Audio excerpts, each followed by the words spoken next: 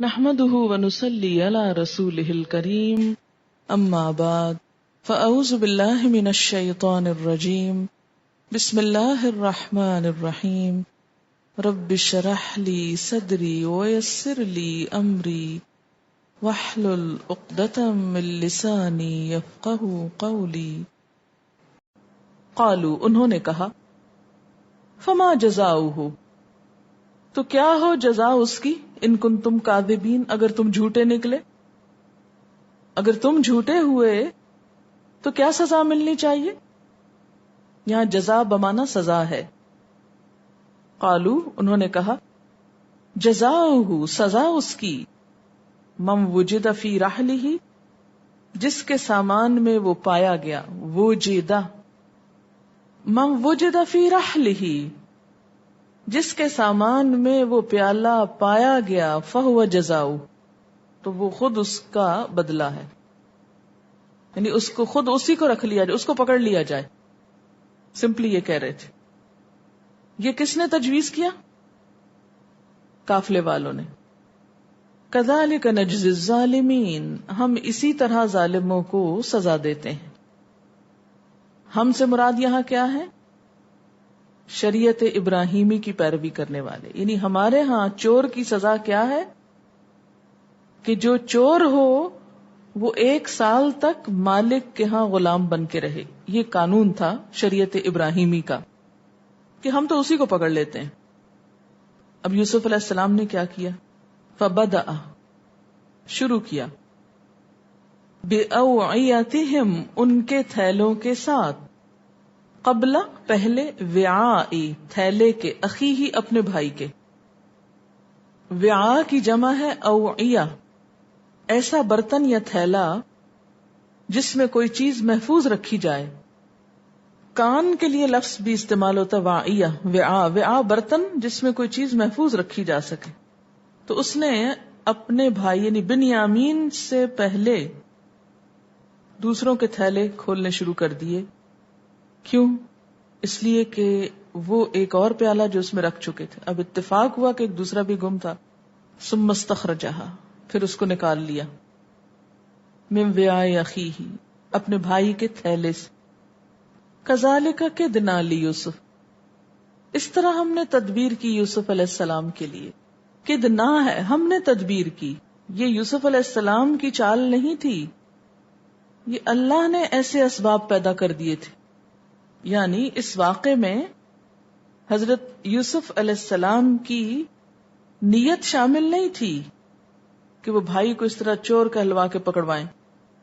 یہ اللہ تعالیٰ نے ایک سبب پیدا کر دیا تھا، ایک چانس یا اتفاق ہو گیا تھا۔ اب کیا ہوا؟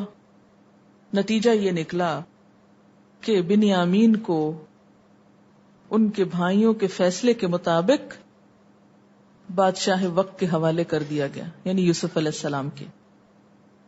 ما کان لیأخذ اخاہ فی دین الملک یہ ممکن نہ تھا، یہ مناسب نہ تھا کہ وہ اپنے بھائی کو رکھ لیتا بادشاہ وقت کے دین میں، قانون میں۔ دین یہاں قانون کے معنی میں آیا ہے۔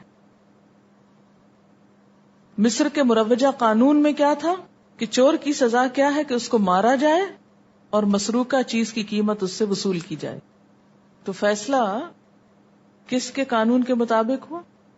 قافلے والوں کے۔ ورنہ مصر کے قانون میں یہ تھا نہیں کہ وہ چور کو پکڑ لیں اور اپنے پاس رکھ لیں۔ الا یشاء اللہ مگر جو اللہ چاہے، مگر یہ کہ اللہ ہی ایسا چاہے۔ نرفع درجات من نشاء ہم بلند کرتے ہیں درجے جس کے چاہتے ہیں، جس کے درجے چاہتے ہیں بلند کرتے ہیں۔ اب آپ دیکھیں کہ جو چوری ہوا وہ کیا تھا؟ سوا، اور استخرجا ہاں ہے، ٹھیک ہے۔ وفوق کل ذی علم علیم اور ہر علم والے کے اوپر ایک اور علم والا ہے۔ یہ بڑی زبردست بات ہے کہ کسی کا علم بھی کامل نہیں، ہر عالم کے اوپر ایک اور عالم ہے۔ لہذا یہ سوچ لینا کہ فلاں شخص سے بڑا تو کوئی اور عالم ہو نہیں سکتا، یا اس سے بڑی کسی کی بات نہیں ہو سکتی، یا اس سے آگے کوئی جا نہیں سکتا، یہ غلط ہے. ہر علم والے پر کوئی اور علم والا. آپ دیکھیں کہ ایک انسان ایک چیز کا اسپیشلائزڈ ہوتا ہے، دوسرا کسی اور کا، تیسرا کسی اور کا. وہ سب کچھ ایک میں نہیں ہو سکتا. مثلا میڈیکل کے شعبے میں دیکھیں کہ ایک شخص ہر چیز کا جاننے والا تو ہو سکتا، اسپیشلسٹ نہیں ہو سکتا، علیم نہیں ہو سکتا، خبیر نہیں ہو سکتا، ماہر نہیں ہو سکتا. سرسری علم تو ہوگا لیکن مہارت نہیں. ایک شخص ایک وقت میں ایک چیز کا اسپیشلائزڈ ہو سکتا ہے، 2 کا ہو جائے گا زیادہ سے زیادہ، اس سے زیادہ نہیں. یعنی یوسف علیہ السلام کا علم اگرچہ غیر معمولی تھا، لیکن بھائی کو رکھنے کے لیے اللہ تعالی کے علم سے تائید ہوئی، اور وہی سب سے بڑھ کر علم رکھنے والا ہے. قالو، کہنے لگے، یعنی جب یہ معاملہ ہو گیا کہنے لگے، ان یسرق، اگر اس نے چوری کی ہے، فقد سرقہ، تو چوری کی تھی، اخ لہو، اس کے بھائی نے. اس کا ایک بھائی تھا، اس نے بھی چوری کی تھی ایک دفعہ، من قبل، اس سے پہلے، یعنی بنیامین کے بھائی نے بھی چوری کی تھی. اب اس بات کی یہاں کوئی گنجائش تھی کہ یہ کہانی سنائی جاتی؟ عام طور پر ہم لوگ ایسے ہی کرتے ہیں کہ ارریلیونٹ باتیں لا کے دوسرے کو سپورٹ کر دیتے ہیں اس کے خیال میں. یعنی اگر اس وقت بنیامین پہ چوری کا الزام ہے تو اس کے بھائی کو بیچ میں مینشن کیوں کیا جا رہا ہے؟ اب دیکھیں نا کہ وہ دل کی جو حسد ہے وہ کہاں کہاں کام کر رہا ہے. اس کو پھینکا کے بھی ٹھنڈے نہیں ہوئے، ابھی بھی اس کو رگید رہے. اور پھر آپ دیکھیں کہ مثلاً اگر غلطی مجھ سے ہوئی ہو تو اس کی قصوروار میں ہوں، یہ کہنا کہ اس کی بہن سے بھی ایک دفعہ غلطی ہوئی تھی، یہ کیا انداز ہے؟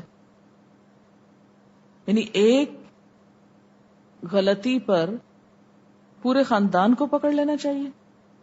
ایسی ہی چیزیں زائد ضرورت لغو باتوں میں آتی، ان کی ضرورت نہیں ہوتی کہ ان کا ذکر کیا جائے. اس طرح انہوں نے بھائی کو بچانے کی بجائے بھائی کی چوری کو اور سپورٹ دے دی کہ ہاں ہاں ٹھیک ہے، یہ چوری ہے، یہ بھی چور ہے کیونکہ اس کا بھائی چور تھا.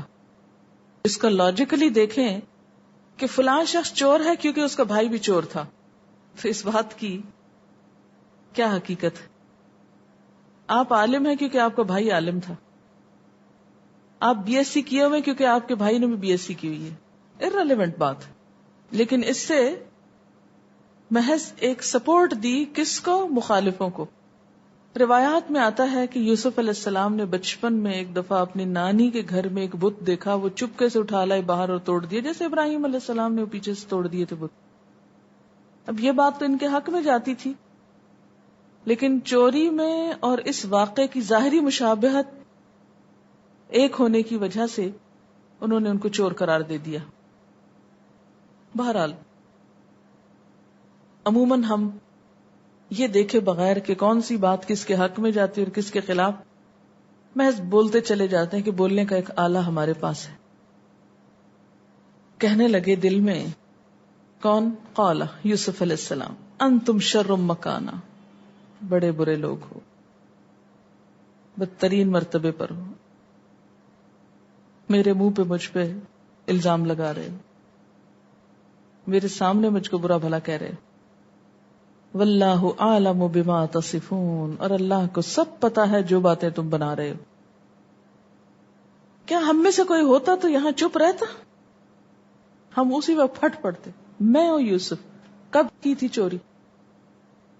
لیکن پی گئے، چھپا گئے. یہ بہت بڑے کیریکٹر کی بات ہے کہ صریح الزام سن کے چپ ہو جانا. اچھا ٹھیک ہے، واللہ اعلم بما تصفون، اللہ کو تو سب پتا ہے نا جو باتیں تم بنا رہے ہو. قالوا، انہوں نے کہا، یا ایھا العزیز ان لہ ابا شیخا کبیرا، اس کا ایک بوڑھا باپ ہے، بہت بوڑھا. فخذ احدنا مکانہ، ہم میں سے کسی ایک کو اس کی جگہ پکڑ لو. اور پھر وہی کریڈٹ ملا، انا نراک من المحسنین، حقیقت میں تھے نا محسن، اسی لیے یہ ٹائٹل مل رہا ہے نا بار بار. جو نہ ہو اس کو کون کہتا ہے؟ تو یہ لگتا ہے جیسے ان کی شخصیت کا ایک حصہ تھا. محسن ہونا ان کی پرسنالٹی کی ایک زبردست کیریکٹرسٹک تھی. قید خانے والے بھی کہتے ہیں کہ تم محسن نظر آتے ہو، اور بھائی بھی کہہ رہے ہیں تم محسن نظر آ رہے ہو. کہتے ہیں نا سچائی تو وہ ہوتی ہے جو خود چھلک پڑتی، اس کے لیے پھر اشتہار دینے کی ضرورت نہیں ہوتی، وہ تو آپ کی شخصیت کا ایک حصہ بن جاتی. پھر پریٹینڈ نہیں کر سکتے آپ زیادہ دن اس کو. انا نراک من المحسنین. قال معاذ اللہ، کہنے لگے اللہ کی پناہ، ان ناخذ کہ ہم پکڑیں، الا من وجدنا متاعنا عنده، مگر اسی کو پکڑیں گے جس کے پاس ہم نے اپنا سامان پایا ہے. اگر ہم ایسا کریں کہ قصور کسی کا ہو اور پکڑیں کسی اور کو، انا اذا لظالمون، تو ہم ظالموں میں شمار ہوں. فلما استيئسوا، پھر جب مایوس ہو گئے، منہ اس سے کہ بادشاہ نہیں مانتا، خلصوا، وہ سب اکیلے بیٹھ گئے، نجیا، سرگوشیاں کرنے لگے. یعنی مجلس سے ہٹ کے اکیلے جا بیٹھے کہ اب کیا کریں، مشورہ کرنے لگے. قال کبیرہم، ان میں سے بڑے نے کہا، الم تعلموا، تم جانتے نہیں ہو، ان اباکم قد اخذ علیکم موثقا من اللہ، کہ تمہارے والد نے تم سے خدا کے نام پر عہد و پیمان لیا تھا، وعدہ لیا تھا. باپ سے کیا وعدہ کر کے آئے ہو؟ وَمِن قَبْلُ مَا فَرَّطْتُمْ فِي یوسف، اور اس سے پہلے جو تم نے کوتاہی کی یوسف کے معاملے میں، جو تم کر چکے ہو یوسف کے ساتھ، وہ بھی تمہیں یاد ہے نا. اب انہی میں سے یہ وہی بڑا بھائی ہے جس نے کہا تھا لا تقتلوا یوسف. فرطتم، فرطوئے، فرطا کا لفظی معنی ہوتا ہے آگے بڑھنا. جب باب تفیل میں آتا ہے تو اس کی ایک خصوصیت سلب بھی ہو جاتی، سلب کر لینا. اگر افراط ہو تو آگے بڑھنا، تفریط ہو کم کر دینا. روٹ وہی ہے لیکن باب کے فرق سے معنی میں فرق پڑ گیا. ما فرطتم فی یوسف، تم نے کمی کی، کوتاہی کی، زیادتی کی. فلن ابرح الارض، ہرگز نہ ٹلوں گا اس زمین سے، یہاں سے جاؤں گا نہیں. بے ریح برحن کہتے ہیں پھرنا، ہٹنا، پلٹنا. میں یہاں سے نہیں ہٹوں گا، میں نہیں جاؤں گا. حتی یأذن لی ابی، یہاں تک کہ اجازت دے مجھ کو میرا باپ کہ میں بے قصور ہوں. او یحکم اللہ لی، یا اللہ میرے لیے کوئی اور فیصلہ کر دے کہ کسی طرح بنیامین کو ساتھ لے جاؤں. وہو خیر الحاکمین، اور وہ بہترین فیصلہ کرنے والا ہے. میں تو یہاں ہی ہوں. ارجعوا الی ابیکم، تم جاؤ سب اپنے والد کے پاس. فقولوا، تم سب کہو، یا ابانا، اے ہمارے ابا جان، ان ابنک سرق، تیرے بچے نے تو چوری کر لی. وما شہدنا، اور ہم نے دیکھا نہیں، ہم نے دیکھا کوئی نہیں، لیکن بہرحال اس نے چوری کی ہے. الا بما علمنا، مگر بوجہ اس کے جو معلوم ہوا ہم کو. وما کننا، اور نہیں تھے ہم، للغیب حافظین، غائبانہ طور پر حفاظت کرنے والے. یعنی ہمیں نہیں پتا تھا کہ یہ چھپ کے کیا کرے گا، یا مستقبل میں جو ہونے والا تھا ہم اس سے بے خبر تھے کہ یہ بھی ہو جائے گا. واسأل القریۃ، آپ پوچھ لیں بستی سے. یہاں بستی بول کے بستی والے مراد لیے گئے، ایک انداز ہوتا ہے بات کرنے کا. التی کننا فیہا، جس میں ہم رہتے تھے یا جس میں ہم گئے تھے اس کے رہنے والوں سے آپ تحقیق کر لیں. والایرا، اور قافلے سے بھی پوچھ لیں. التی اقبلنا فیہا، جس میں ہم آئے ہیں، جو ہمارے ساتھ تھے اور لوگ، ان سے بھی تحقیق کر لیں. وَإِنَّا لَصَادِقُونَ، اور بے شک ہم البتہ سچے ہیں. قال، کہا، بل سولت لکم انفسکم امرا، بلکہ آسان کر دیا تمہارے لیے تمہارے نفسوں نے ایک معاملہ. یہ کس نے کہا؟ یعقوب علیہ السلام نے. تم لوگوں نے ایک بات بنا لی ہے اور ایک بہت بڑی بات کو تم نے آسان سمجھ لیا. فصبر جمیل، تو صبر ہی اچھا ہے. اب یہ سیکنڈ ٹائم یہ سب ہو رہا ہے ان کے ساتھ. صرف اتنا کہتے ہیں تمہارے نفسوں نے ایک برائی کو یا ایک بات کو جو اتنی بڑی ہے اسے بہت تمہارے لیے آسان کر دیا، میں تو صبر ہی اب کروں گا. عسى اللہ ان یأتینی بہم جمیعا، امید ہے اللہ ان سب کو لے. سب کیوں ہو گئے؟ کیونکہ وہ بڑا بھائی بھی جو وہیں رہ گیا تھا. انہ هو العلیم الحکیم، بے شک وہ علم والا ہے، حکمت والا ہے. وتولی عنہم، اور ان سے ہٹ کے بیٹھ گیا. بیٹوں سے بات چیت کر کے ان سے الگ ہو کے جا بیٹھے، منہ پھیر لیا ان سے. وقال، اور اکیلے میں جا کے کہنے لگے، یا اسفا علی یوسف، ہائے افسوس یوسف پر. نیا غم ملا تو پرانا پھر یاد آ گیا. وَبْيَضَّتْ عَيْنَاهُ مِنَ الْحُزْنِ، اور سفید ہو گئی تھی اس کی آنکھیں غم کی وجہ سے. آنکھیں سفید ہو گئی یعنی رو رو کے اور انتظار کر کر کے تھک چکے تھے. حزن کہتے ہیں دوسرے کا غم. اتنا غم تھا کہ آنکھوں کی سیاہی سفیدی میں بدل گئی تھی. فَهُوَ كَظِيمٌ، اور وہ غم کے گھونٹ پیتے رہتے تھے. کظیم کہتے شدید غمگین کو، اپنے غم کو اندر دبا کے رکھے، ظاہر نہ کرے. اصل میں کظم کہتے ہیں سانس کی نالی کو، تو کظیم ہے سانس کی نالی پکڑ کے رکھنے والا، یعنی اپنا گلا دبا کے رکھنے والا، یعنی غم میں مبتلا. کظوم کہتے ہیں سانس کا رکنا. والکاظمین الغیظ، غصے کو پکڑ کے رکھنے والے، کنٹرول کر کے رکھنے والے. کاظم کا پھر لفظی معنی کیا ہوگا؟ کنٹرول کرنے والا. قالو، انہوں نے کہا، تاللہ، قسم اللہ کی. وہ تھے تو اکیلے اپنا رونا دھونا کرے، لیکن انہوں نے پھر دیکھ لیا. اللہ کی قسم، تفتأ تذکر یوسف، آپ تو ہمیشہ یوسف کو یاد کرتے رہتے ہیں. پھر یوسف کا ذکر سن کے آتش حسد بھڑک اٹھی. پھر یوسف کا نام آ گیا. آپ ہر وقت یوسف کا نام لیتے رہتے ہیں. حتیٰ تکون حردن، یہاں تک کہ آپ بالکل بیکار ہو جائیں گے. اب یہ بات کے ساتھ ایک طرح سے روڈ لہجے میں بات کر رہے ہیں. آپ کیوں ہر وقت یوسف کے اوپر روتے ہیں اور اپنے آپ کو بالکل بیکار کر ڈالا ہے. حرج کہتے ہیں بیماری کا ایک درجہ. بیمار کے کئی درجے ہوتے ہیں. ایک ہوتا ہے علیل، علت سے علیل پہلا درجہ ہوتا ہے. دوسرا ہوتا ہے سقیم. حضرت یونس علیہ السلام کے لیے لفظ استعمال ہوا قرآن میں، سقیم. حضرت ابراہیم نے بھی اپنے لیے کیا کہا تھا کہ میں نہیں جا سکتا، میں بیمار ہوں. مریض یہ تیسرا درجہ ہے. ہمارے ہاں پہلا درجہ ہے مریض. اس کے بعد ہوتا ہے وقید، قاف دو نقطے والے قاف سے، وقید، ونف واو نون فے. اور اس سے اگلا ہے حرز. حرز اس مریض کو کہتے ہیں نہ تو زندوں میں ہے نہ مردوں میں، بالکل بیکار ہو گیا، نہ زندہ ہے کہ کچھ کرے اور نہ مردہ ہے کہ دفنا دے. یہ ہے حرب. حتی تکون حرتن، آپ اتنا ذکر کرتے ہیں یوسف کا، لگتا ہے بالکل بیکار ہو جائیں گے. اور تکون من الہالکین، یا ہلاک ہونے والوں میں شامل ہو جائیں گے. یعنی آخری درجہ پھر کیا ہے؟ ہلک. حرس کے بعد ہلاکت. قالا، بولے، انما اشکو بثی وحزنی الی اللہ، میں اپنی پریشانی اور اپنا غم اللہ سے بیان کرتا ہوں. تم کو کیا کہتا ہوں، میں تو اسی کے سامنے رکھتا ہوں. بس کا لفظی معنی ہوتا ہے پھیل جانا، ظاہر ہونا. غم کی وہ حالت جو چھپائے نہ چھپے، پھیل جائے، سب کو پتا چل جائے کہ غمگین ہے. آپ نے دیکھا ہوگا کہ بعض اوقات غم ایسا ہوتا ہے کہ آپ اپنے اندر چھپا لیتے ہیں. بعض غم ایسے ہوتے ہیں کہ جو آپ چھپا نہیں سکتے، ان کی شہرت ہو جاتی، وہ پھیل جاتے ہیں.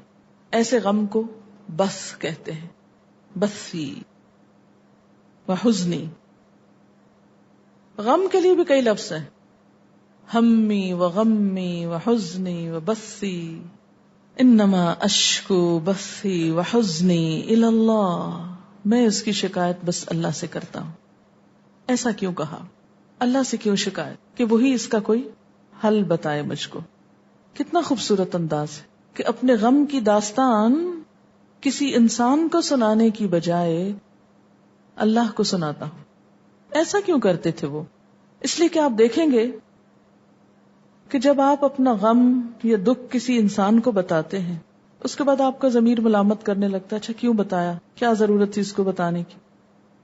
کوئی کچھ تبصرہ کرتا ہے، کوئی کچھ کہتا ہے، کوئی کچھ کہتا ہے، کوئی تسلی دے گا، کوئی ملامت کرے گا، کوئی اور اس میں سے فلسفہ نکالے گا، اور مسئلہ حل ہونے کی بجائے اور بگڑ جائے گا. انما اشکو بثی وحزنی الی اللہ. اپنے غم اور دکھ کا سب سے پہلے رونا اللہ کے سامنے رونا چاہیے، اور پھر انسانوں میں سے صرف اس انسان کو بتانا چاہیے جو آپ کی بات آگے نہ پھیلائے، اس کا اشتہار نہ دے، اور آپ کو صحیح مشورہ دے کہ آپ کو کیا کرنا ہے. ایک اور نقصان یہ بھی ہوتا ہے کہ جب آپ ہر ایک سے اپنے غم کا تذکرہ کرتے ہیں نا، تو لوگ آپ سے بھاگنے لگتے ہیں. اب یہ پھر بیٹھ گیا، اب یہ پھر شروع ہو جائے گا وہی کہانی کرنے. اس سے آپ اور انسیکیور فیل کرتے ہیں. اب دیکھیں نا، جب ایک آفت آتی ہے تو یوں لگتا ہے جیسے سارے ہی بیگانے ہو گئے، اور زیادہ اریٹیشن بڑھنے لگتی. لوگوں کی بعض تسلیاں انسان کو پسند آتی ہیں اور بعض بہت بری لگتی کہ یہ تو بات نہیں تھی جو اس نے سمجھ لی. تو اس میں قصور کسی اور کا نہیں، آپ کا اپنا ہے. مت ذکر کریں، اللہ سے مدد مانگے. اور علاج کیا ہے غم کا؟ بہترین دعا ہے لا الہ الا انت سبحانک انی کنت من الظالمین. اس کے علاوہ ایک اور دعا ہے، اللہم انی امتک بنت امتک بنت عبدک ناصیتی بیدک ماض فی حکمک عدل فی قضاؤک اسألک بکل اسم هو لک سمیت به نفسک او انزلتہ فی کتابک او علمتہ احدا من خلقک او استأثرت به فی علم الغیب عندک ان تجعل القرآن العظیم ربیع قلبی ونور صدری وجلاء حزنی وذہاب ہمی وغمی. اے اللہ، میں تیری بندی ہوں، تیرے بندے کی بیٹی ہوں، تیری بندی کی بیٹی ہوں. میری پیشانی تیرے قابو میں ہے، میرے حق میں تیرا حکم جاری ہے، تیرا فیصلہ میرے بارے میں انصاف کے ساتھ ہے. میں سوال کرتا ہوں تیرے اس نام کے ساتھ جو تو نے اپنے لیے پسند کیا، یا اپنی کتاب میں تو نے اتارا، یا اپنی مخلوق میں سے کسی کو سکھایا ہے، یا اپنے علم غیب میں تو نے اسے اختیار کر رکھا ہے، یہ کہ تو قرآن کو میرے دل کی بہار اور میرے سینے کا نور بنا دے، اور میرے رنج و غم کو اور میری پریشانیوں کو دور کرنے کا ذریعہ بنا دے. حدیث میں آتا ہے جو شخص اپنے غم میں اس دعا کو پڑھے گا، اللہ اس کے غم کو خوشی میں بدل دے گا، اس غم کے بعد اسے اچھے دن دکھائے گا. اس لیے جب غم کا دورہ پڑے فوراً یہ دعا پڑھ لیں، وَأَعْلَمُ مِنَ اللَّهِ مَا لَا تَعْلَمُونَ، اور میں اللہ کی طرف سے وہ باتیں جانتا ہوں جو تم نہیں جانتے. کیونکہ نبی تھے نا. اس سے یہ بھی پتا چلتا ہے کہ چاہے کوئی انسان نبوت کے درجے پہ پہنچ جائے تو اس کے ساتھ انسانی احساسات، جذبات انسانوں جیسے ہی لگے ہوئے ہیں. یہ نہیں کہ کوئی نبی بن گیا تو اسے غم نہیں ہوگا، یا دکھ نہیں ہوگی، یا بیماری نہیں ہوگی، یا پریشانی نہیں ہوگی. سب کچھ ہوگا. کیوں؟ اس لیے کہ وہ انسان ہے. اور ان کو ویسے بھی حضرت یوسف والا خواب تو یاد تھا نا، اسی لیے کہتے ہیں یا بنی اذهبوا، اے بچوں جاؤ، فتحسسوا من یوسف، یوسف کی ٹوہ لگاؤ. آنکھ، کان، عقل، ہوش سے کام لو. تحسس ہوتا ہے اپنے سارے سینسز کو استعمال کرنا، یعنی حس کو یا حصوں کو، سینسز کو استعمال کرنا. جاؤ سینس استعمال کرو. یوسف اور اس کے بھائی کو ڈھونڈنے کے لیے انہیں پتا تھا کہیں نہ کہیں ملیں گے ضرور. انہوں نے یقین نہیں کیا تھا کہ بھیڑیا کھا گیا. وَلَا تَيْأَسُوا مِن رَوْحِ اللَّهِ، اور اللہ کی رحمت سے مایوس نہ ہو. إِنَّهُ لَا يَيْأَسُ مِن رَوْحِ اللَّهِ، کیونکہ اللہ کی رحمت سے مایوس نہیں ہوا کرتے إِلَّا الْقَوْمُ الْكَافِرُونَ، مگر کافر لوگ ہی. اللہ کی رحمت سے مایوسی صرف کافروں کو ہوتی. اب یہاں جتنے بھی غمگین تھے لیکن مایوس نہیں تھے. جب تک انسان مایوس نہیں ہوتا وہ غم کا مقابلہ کر لیتا ہے کبھی نہ کبھی. مایوسی اس کو ختم کر دیتی. روح اللہ، روح کا لفظ عربی میں راحت، سرور، رحمت کے لیے استعمال ہوتا ہے. وَمَن يَقْنُطْ مِن رَحْمَتِ رَبِّهِ إِلَّا الضَّالُّونَ، اللہ کی رحمت سے صرف بھٹکے ہوئے لوگ ہی مایوس ہوتے ہیں. فَلَمَّا دَخَلُوا عَلَيْهِ، دَخَلُوا، اب تیسری دفعہ جا رہے ہیں مصر. علیہ سے مراد یوسف علیہ السلام. قالو، بولے، یا ایہا العزیز، اے عزیز، مسنا و اہلنا الضر، پہنچا ہم کو اور ہمارے گھر والوں کو نقصان، یعنی جان و مال کا. وجئنا ببضاعۃ، اور لائے ہیں ہم پونجی مزجاۃ حقیر، تھوڑی سی بے قدر. جئنا ہم آئے ہیں، یعنی بے آ گئی آگے تو ساتھ لائے ہیں، تھوڑے سے پیسے ہیں. فاوف لنا الکیل، ہم کو غلہ پورا دے. وتصدق علینا، اور ہم پہ صدقہ کر، یعنی بھائی کو آزاد کر دو. ان اللہ یجزی المتصدقین، کیونکہ اللہ کو صدقہ کرنے والے پسند ہیں. غلے کے لیے ہاتھ نہیں پھیلا رہے تھے، اور یہ کیا تھا مزید کہ بھائی کو آزاد کر دو. اس عاجزی پر، یہ بڑا عاجزی کا انداز تھا بھائیوں کا، وہ سارا تکبر اب بیٹھ رہا ہے. اس سے یوسف علیہ السلام کا دل بھر آیا. قالا، بولے، هل علمتم، کیا تم جانتے ہو، ما فعلتم، کیا ہے یہ. اب کن سے مخاطب ہیں یوسف علیہ السلام؟ کہاں کھڑے ہیں بھائی؟ سامنے کھڑے ہیں. فعلتم حاضر مذکر جمع، کتنا ایکوریٹ ہے نا سین. فعلتم، کیا تم نے، تم سب نے. کہتے تم کو پتا ہے جو کچھ کیا تم نے بھی یوسف، یوسف کے ساتھ، و اخیہ، اور اس کے بھائی کے ساتھ. اذ انتم جاہلون، جب تم لا علم تھے. کس قدر کریمانہ اخلاق ہے. جب تم پہ جہالت چھائی ہوئی تھی، تمہیں پتا ہے اس وقت تم نے کیا کیا تھا. تانا نہیں دے رہے، صرف یاد دلا رہے ہیں کتنی بڑی غلطی کو کس انداز میں یاد دلایا جا رہا ہے. اب دیکھیں کہ خوبصورت تو تھے ہی، خوب سیرت بھی خوب تھے، اور ان دونوں چیزوں نے مل کر ان کو کس قدر بلند مرتبہ دیا ہوگا. انداز قابل غور ہے. حل علمتم، تمہیں یاد ہے، تم کو معلوم ہے نا. کیا ہم بھی کسی کی غلطی ایسے ہی بتاتے ہیں؟ ہم کیسے بتاتے ہیں؟ پھر بھی خود کو با اخلاق سمجھتے ہیں. اچھا آپ دیکھیں کہ یوسف علیہ السلام نے اپنی سلطنت مملکت میں کسی کو نہیں بتا رکھا تھا کہ میرے ساتھ کیا گزری، اور ہم کو اپنے ماضی کے قصے اور وہ بھی برے سلوک لوگوں کے بھولتے ہی نہیں، اور ان کا ذکر بار بار دہراتے رہتے ہیں. اچھائی بھول جاتے ہیں فوراً کسی کی، برائی نہیں بھولتے. ما فعلتم بیوسف وَأَخِيهِ إِذْ أَنْتُمْ جَاهِلُونَ. اب اس میں آپ دیکھیں کہ وہ اپنائیت کا اظہار بھی ہے اور ان کو اپنے سے کاٹ بھی نہیں رہے. وآخر دعوانا ان الحمد للہ رب العالمین. سبحانک اللہم وبحمدک نشہد ان لا الہ الا انت نستغفرک ونتوب الیک. السلام علیکم ورحمۃ اللہ وبرکاتہ.